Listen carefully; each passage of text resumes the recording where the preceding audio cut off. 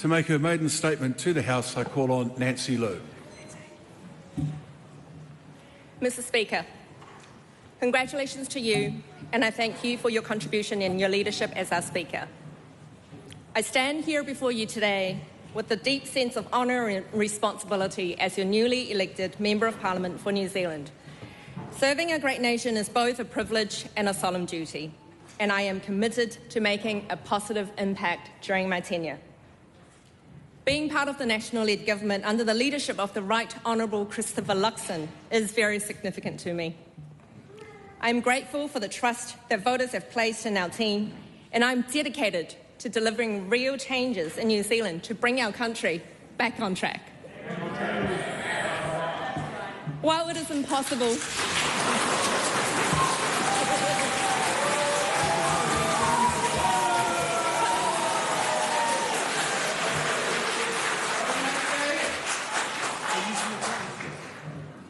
impossible to individually acknowledge everyone, I wish to express my gratitude to the National Party leadership team, board members, MPs, members and volunteers, young nats and candidates, regional chairs and SIG chairs, and most importantly, my campaign team, for giving me your unwavering support and belief, and I ask for your continued guidance and support as I strive to be a true and humble National Party member.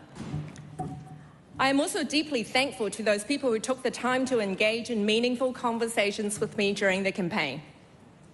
I extend a warm welcome to all my family and friends and supporters who have joined us today, both in person and online from across the country. To all of you sitting in this chamber today who have travelled from all parts of the country to offer your support and witness this moment, I am deeply appreciative. For most of you,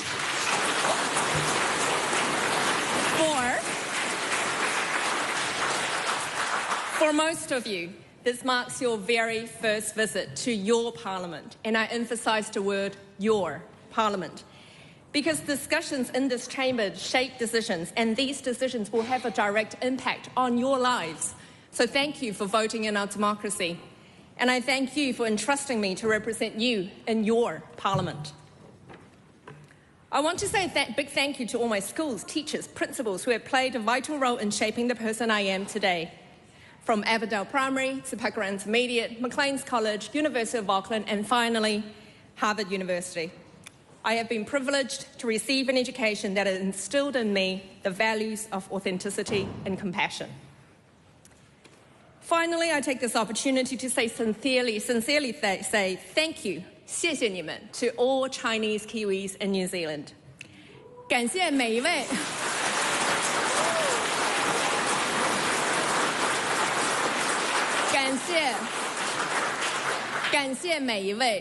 新西兰华人为新西兰的文化和历史所做出的贡献。多謝大家嘅支持同埋努力，我們一定會讓新西蘭重回正軌。Our nation's history. This is eating into my time. Finally, our nation's history is woven with the contributions of Chinese Kiwis, who have and who will continue to play a vital role in shaping the modern New Zealand we cherish today.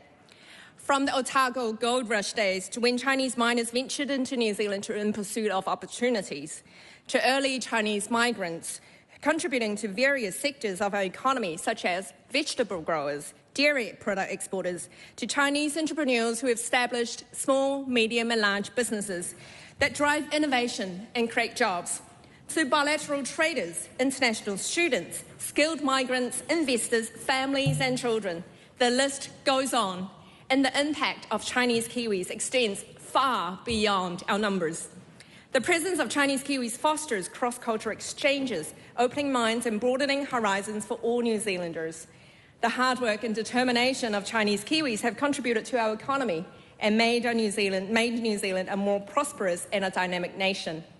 Our society thrives on the rich and beautiful cultures that call this land home. Mr. Speaker, as I embark on this journey, I take the opportunity to share my personal story, my time capsule, a narrative that has shaped my values, beliefs, and my deep commitment to serve our country. My journey in New Zealand began in 1997, when my family chose this beautiful country as our home. There were very few Chinese migrants in the 1990s. I still vividly recall my very first day of school at Avondale Primary, where I was one of only 3 Asian children. My classmates were very curious about my Chinese look and my very poor English. But I quickly became known as the little magician for my ability to use little wooden sticks to pick food up, which is now known as chopsticks. Little did I know then. Hang on. Little did I know then these small moments would lay the foundation for... Nancy, can I just ask the gallery to hold the applause until the end? We have to work to a time, and while you're applauding, Nancy's losing time. So if you wouldn't mind, we all think it's a wonderful speech. We're very happy, but we'll all go mad at the end, okay? And little did I know then these small moments would lay the foundation for my unique opportunity and skills in connecting 2 worlds, bridging cultures and fostering understanding. I take the opportunity now to express my heartfelt gratitude to my parents for making the decision to call New Zealand home. New Zealand, as our Prime Minister Christopher Luxon aptly put it, is the best country on planet Earth. My parents, former engineers in their rising career in China, consciously chose to migrate to New Zealand to give their only child, me, an opportunity of knowledge to navigate through differences, find similarities, and bring people together to work on common goals. So thank you, Mum and Dad. And I wanted to say I am deliberately wearing my blue jacket again because it's my mum's jacket. I'm also immensely grateful to mentors, managers, colleagues, and staff that I had the privilege to work with in my pre-politics career. Each of you has left a lasting impact on me, collectively making me a better person. My journey through various roles and responsibilities has been a tremendous source of my learning and growth. At the age of 15, I delivered newspapers in Botany as my first ever paid job. Rain or shine, now I delivered, pun intended. A job that taught me the values of commitment and responsibility. Since then, I worked as a checkout operator at Pack and Save at McDonald's. And by the way, McDonald's seems to be a good training ground for some of us, where I served customers. Although the work was repetitive and sometimes boring, these roles taught me the importance of teamwork and optimal processes. During my university years and my involvement in AISAC, the world's largest student-run organisation, I gained useful problem-solving and leadership skills and a global mindset. At 19, I embarked on a journey to travel to Ukraine to teach English for 3 months, an experience that exposed me to profound culture shock, but also highlighted humanity's innate desire to learn and to give back. While studying my undergrad, my employment at ASB Bank Botany underscored the significance of financial literacy and personal financial responsibility. My experiences at Fonterra, at Auckland, and also in Beijing when I was 20, showed me the substantial impact that the largest company in New Zealand can have on our nation and its people. It also showcased the immense corporate social responsibility that comes with such a position. Working at Ernst & Young at 22 taught me a comprehensive understanding of New Zealand's tax system and RD's crucial role and responsibility to all Kiwis. My time at PwC at 24, when I officially became a chartered accountant, delved deep into the world of audit, revealing the profound significance of scrutiny, integrity, teamwork, and organisational skills. Joining Costco Shipping at 28 as a finance manager provided me insights into New Zealand's place in international trade and our global positioning. At the age of 33, however, a significant personal failure shook me to my core. After realising I was unsuccessful to become an MP on election night in 2020, I held my 10-month-old baby girl, Amber, in my arms. I felt I've let her down. My dedication to public service originates from a deep sense of duty to improve New Zealand for both our current generation and the many generations to come. And yet, I know I failed badly. I also know that I've let down volunteers, members and voters. So after some time of self-reflection and going back to my drawing board, I was determined to find opportunities to grow through working and studying and to do better services for our community. So later, during my time in Auckland Council, as a financial strategist, I worked closely and directly on the fundamentals of affordable and sustainable public service. As I applied for options to study while working, to my joy and to my surprise, I was accepted by Harvard Kennedy School of Government to study for my master's degree in public administration. My time at Harvard at 35 was particularly transformative. I learned a deeper understanding of public leadership and gained many useful tools for public service, further solidifying my commitment to the betterment of our society. But my journey at Harvard was although full of learning, but also of guilt. I had to leave my family and my 2 young children in New Zealand. Amber was 2.5 and Harper was 7 months. I am forever grateful to my husband, Kevin, and my family for their unconditional support and encouragement to go do what's best for me. So to my daughters, Amber and Harper, you didn't choose to have a mom that will be absent for more than half of your daily lives. But I promise you that I will be present in every way that I can and to make sure I contribute to growing life with you and learn from you. So the various roles that I had gifted me the invaluable lessons and experiences that shaped who I am today. Appreciative, humble, hungry for knowledge, and above all, recognizing that it's people who make the world go round. So I'm holding humility close to my heart, always striving to be a human above all else. I promise to work collaboratively and ensure that our collective work efforts serve the best interests of New Zealand and its people. Now that you have a glimpse into my life before politics, I hope my personal story is a testament to the power of opportunity, diversity, and the collective wisdom of those who have guided me along the way. I am here to serve, to connect, and to be a bridge between our diverse communities. I am a proud New Zealander, Mr. Speaker. I am one voice of millions of New Zealanders. I am also a voice of millions of Kiwi women and Kiwi mums. I am also a voice of many, many Chinese Kiwis. But to be a voice that can represent in this House, I need to first listen. I have an instinct to connect with people, and I firmly believe in the power of active listening, regardless of their backgrounds or circumstances. During my campaign, I knocked on doors in the neighbourhoods across New Zealand, meeting hardworking families from diverse backgrounds. I knocked on doors of homes and shops in Northland suburbs like Pamio Otahu, Mount Albert, Tiatatu, North Shore, Botany, Pakuranga and Port Waikato. I also knocked on doors in Hamilton, Cambridge, Rotorua, Remitaka, Wellington City and Christchurch.